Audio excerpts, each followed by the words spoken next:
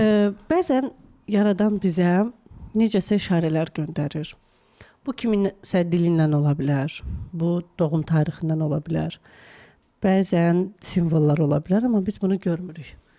Görməyimiz üçün, simvol üçün, yəni bunları necə edək ki, biz bunu tuta bilək ki, əslində Yaradan bizə nə demək istəyir? Çox gözəl sualdır Aytən xanım. Məncə bu hal-hazırda trend olan və hal-hazırda insanların zehnində olan ən böyük suallardan biridir.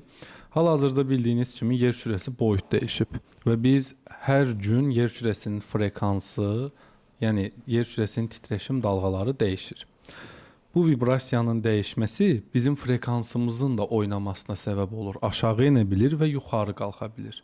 Adi bir dolunayda belə insanlar daha hüzünlü ola bilir. Yəni ayın tutulması, açılması, qırmızı ay, dolunay hər birinin həyatımıza təsiri var.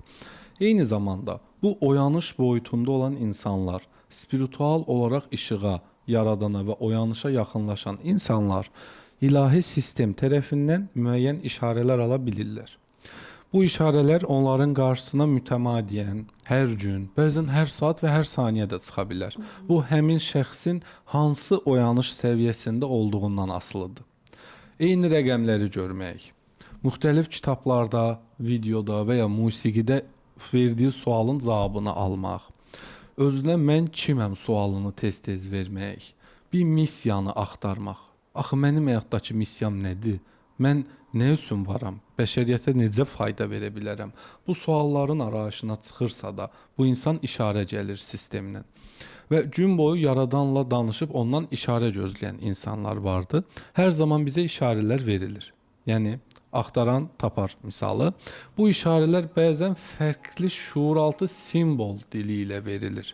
Yəni, fərqli şuuraltı simvol dili ilə işarələr necə verilir, onları izah edim.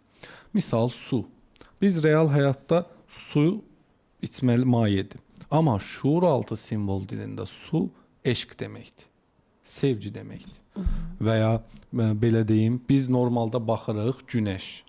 Amma şuuraltı simvol dilində günəş ata deməkdir.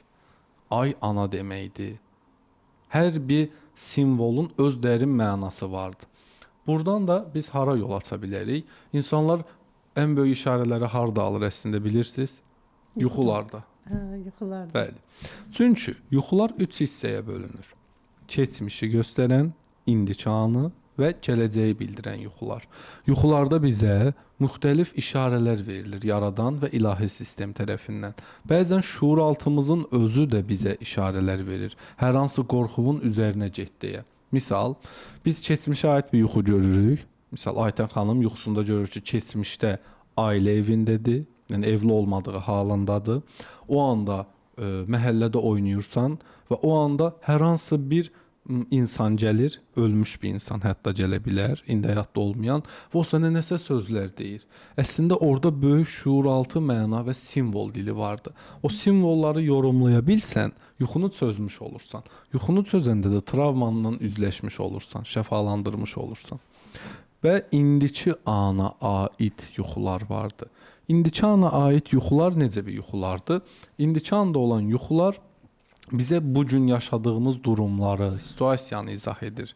Yəni təməl olaraq indiki anda misal ən son hansısa filmə baxmısınız, hansısa musiqini dinlədiniz, yatıb yuxunuzda onu görürsüz. Yenə şuuraltı simvol dili bugünkü qorxuların və düşüncələrin haqqında məlumat verir. Bir də gələcəyə aid simvol dili vardı. Gələcəyə aid şuuraltı simvol dili gələcəklə bağlı qayğıları, qorxuları və ya reallığı göstərə bilər. Bəzi yuxular Çin olur, deyirlər, yuxum Çin olur. Bu hər zaman gördüyümüz kimi olmur. Çünki yuxularda görülən işarələr, misal, yuxularda ölümü görmək dirilmək deməkdir.